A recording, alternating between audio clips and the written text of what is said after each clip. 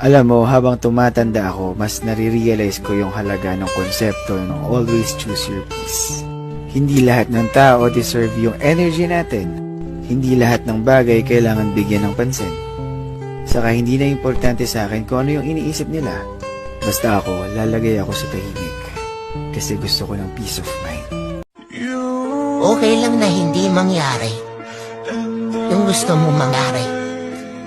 Ang hindi okay, yung hindi mo man lang sinubukan gawin, yung alam mong kaya mo naman gawin.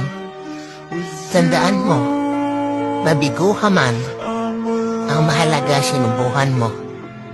Kaya wala kang pagsisisihan pagdating sa dulo, dahil ginawa mo lahat ng magagawa mo para sa mga bagay na gusto mo.